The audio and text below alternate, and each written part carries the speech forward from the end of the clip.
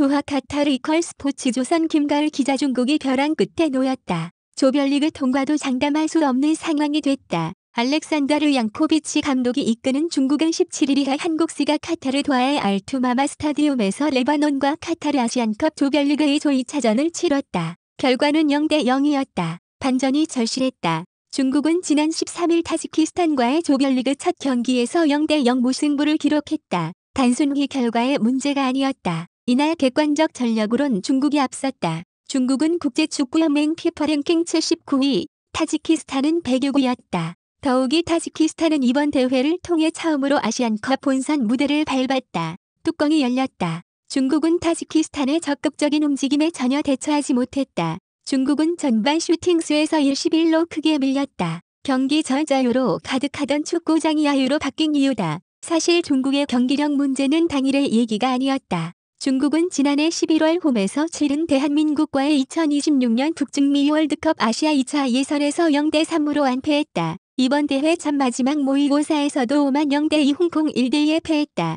특히 중국은 홍콩과의 경기에서 선제골을 넣고도 역전패했다. 이날 중국은 선수 2명, 코칭 스태프 1명이 부상당했다. 중국이 홍콩에 패한 것은 1985년 이후 처음이었다. 어수선한 분위기 속 두 번째 경기에 막이 올랐다. 이번 상대는 레바논이었다. 레바논은 피파 랭킹 107위다. 숫자만 놓고 봤을 땐 1차전 상대인 타지키스탄보다 약체다. 중국은 1차전과 동일한 라인업으로 레바논을 상대했다. 이날 경기는 그라운드 외적인 요소에서도 관심을 모았다. 이 경기는 한국인 심판들이 관장했다. 고형진 심판이 주심으로 나섰다. 공교롭게도 지난 15일 한국과 바레인의 조별리그 2조 1차전은 중국인 심판진이었다.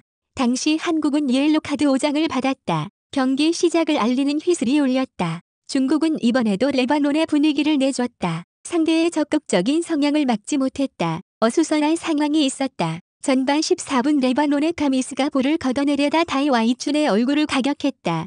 다이 와이춘은 그대로 쓰러졌다. 하지만 비디오 판독바에선 이를 반칙으로 간주하지 않았다. 앞선 상황에서 심판이 오프사이드를 선언했기 때문이다. 레바논도 누르 만수리가 부상, 전반 18분 만에 벤치로 물러났다. 레바논은 순간적인 역습으로 중국의 강담을 서늘케 했다. 중국도 전반 막판 세트피스 기회를 창출해 득점을 노렸다. 특히 전반 45분엔 기습적으로 2차례 슈팅을 날렸다. 하지만 이 모두 레바논 골키퍼와 수비진에 막혔다. 두 팀 모두 득점 없이 0-0으로 전반을 마쳤다. 후반에 문이 열렸다. 양 팀 모두 공격에 고삐를 당겼다. 하지만 누구 하나 상대의 골문을 열지 못했다. 특히 중국은 후반 20분 2차례 결정적 기회를 놓쳤다. 다이 와이순의 슈팅을 레바논 골키퍼가 잡아냈지만 확실히 처리하지 못했다. 이를 잡은 우레이가 재차 슈팅했지만 레바논 수비가 걷어내며 눈물을 삼켰다. 레바논 골문 바로 앞에서 벌어진 일이었기에 우레이는 허탈한 듯 고개를 숙였다. 경기는 더욱 치열해졌다.